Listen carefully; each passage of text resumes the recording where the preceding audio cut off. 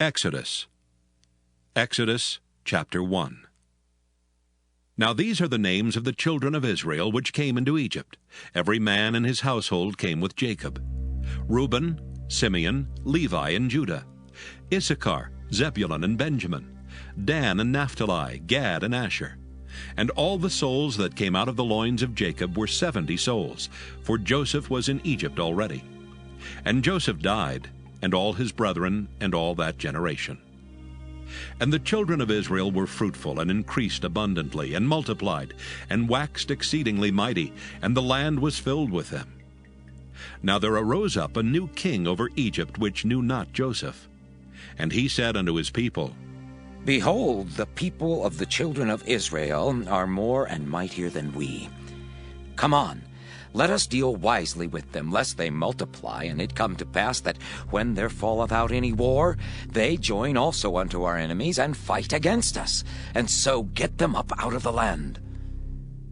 Therefore they did set over them taskmasters to afflict them with their burdens. And they built for Pharaoh treasure cities, Pithom and Raamses.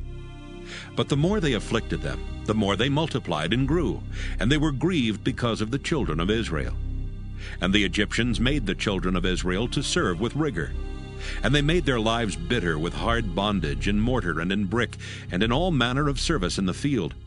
All their service wherein they made them serve was with rigor. And the king of Egypt spake to the Hebrew midwives, of which the name of the one was Shiphrah, and the name of the other Puah. And he said, When ye do the office of a midwife to the Hebrew women, and see them upon the stools, if it be a son, then ye shall kill him. But if it be a daughter, then she shall live.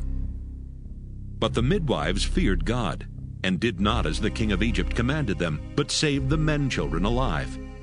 And the king of Egypt called for the midwives, and said unto them, Why have ye done this thing, and have saved the men children alive? And the midwives said unto Pharaoh, Because the Hebrew women are not as the Egyptian women, for they are lively, and are delivered ere the midwives come in unto them. Therefore God dealt well with the midwives, and the people multiplied and waxed very mighty. And it came to pass, because the midwives feared God, that he made them houses. And Pharaoh charged all his people, saying, Every son that is born ye shall cast into the river, and every daughter ye shall save alive. Exodus chapter 2. And there went a man of the house of Levi, and took to wife a daughter of Levi. And the woman conceived and bare a son, and when she saw him that he was a goodly child, she hid him 3 months. And when she could not longer hide him, she took for him an ark of bulrushes, and daubed it with slime and with pitch, and put the child therein. And she laid it in the flags by the river's brink. And his sister stood afar off to wit what would be done to him. And the daughter of Pharaoh came down to wash herself at the river, and her maidens walked along by the river's side. And when she saw the ark among the flags, she sent her maid to fetch it. And when she had opened it, she saw the child, and behold, the babe wept. And she had compassion on him, and said, This is one of the Hebrews' children. Then said his sister to Pharaoh's daughter, Shall I go and call to thee a nurse of the Hebrew women, that she may nurse the child for thee? And Pharaoh's daughter said to her, Go. And the maid went and called the child's mother.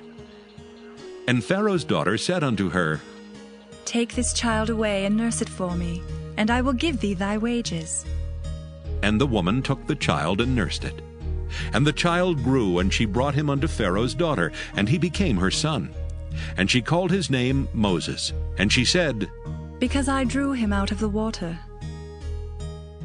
And it came to pass in those days when Moses was grown, that he went out unto his brethren, and looked on their burdens. And he spied an Egyptian smiting an Hebrew, one of his brethren. And he looked this way and that way, and when he saw that there was no man, he slew the Egyptian, and hid him in the sand. And when he went out the second day, behold, 2 men of the Hebrews strove together. And he said to him that did the wrong, Wherefore smitest thou thy fellow? And he said, Who made thee a prince and a judge over us? Intendest thou to kill me, as thou killedst the Egyptian? And Moses feared, and said, Surely this thing is known. Now when Pharaoh heard this thing, he sought to slay Moses. But Moses fled from the face of Pharaoh and dwelt in the land of Midian, and he sat down by a well. Now the priest of Midian had 7 daughters, and they came and drew water and filled the troughs to water their father's flock. And the shepherds came and drove them away, but Moses stood up and helped them and watered their flock. And when they came to Reuel their father, he said, How is it that ye are come so soon today? And they said, An Egyptian delivered us out of the hand of the shepherds, and also drew water enough for us and watered the flock. And he said unto his daughters, And where is he? Why is it that ye have left the man? Call him, that he may eat bread. And Moses was content to dwell with the man. And he gave Moses Zipporah his daughter. And she bare him a son, and he called his name Gershom. For he said, I have been a stranger in a strange land. And it came to pass in process of time that the king of Egypt died. And the children of Israel sighed by reason of the bondage, and they cried, and their cry came up unto God by reason of the bondage. And God heard their groaning, and God remembered his covenant with Abraham, with Isaac, and with Jacob. And God looked upon the children of Israel, and God had respect unto them. Exodus chapter 3. Now Moses kept the flock of Jethro his father-in-law, the priest of Midian, and he led the flock to the backside of the desert, and came to the mountain of God, even to Horeb. And the angel of the Lord appeared unto him in a flame of fire out of the midst of a bush. And he looked, and behold, the bush burned with fire, and the bush was not consumed. And Moses said, I will now turn aside and see this great sight, why the bush is not burnt. And when the Lord saw that he turned aside to see, God called unto him out of the midst of the bush, and said, Moses, Moses. And he said, Here am I. And he said, Draw not nigh hither. Put off thy shoes from off thy feet, for the place whereon thou standest is holy ground. Moreover he said, I am the God of thy father, the God of Abraham, the God of Isaac, and the God of Jacob. And Moses hid his face, for he was afraid to look upon God. And the Lord said, I have surely seen the affliction of my people which are in Egypt, and have heard their cry by reason of their taskmasters, for I know their sorrows. And I am come down to deliver them out of the hand of the Egyptians, and to bring them up out of that land unto a good land and a large, unto a land flowing with milk and honey, unto the place of the Canaanites, and the Hittites, and the Amorites, and the Perizzites, and the Hivites, and the Jebusites. Now therefore, behold, the cry of the children of Israel is come unto me, and I have also seen the oppression wherewith the Egyptians oppress them. Come now therefore, and I will send thee unto Pharaoh, that thou mayest bring forth my people, the children of Israel, out of Egypt. And Moses said unto God, Who am I, that I should go unto Pharaoh, and that I should bring forth the children of Israel out of Egypt? And he said, Certainly I will be with thee, and this shall be a token unto thee that I have sent thee. When thou hast brought forth the people out of Egypt, ye shall serve God upon this mountain. And Moses said unto God, Behold, when I come unto the children of Israel, and shall say unto them, The God of your fathers hath sent me unto you, and they shall say to me, What is his name? What shall I say unto them? And God said unto Moses, I am that I am.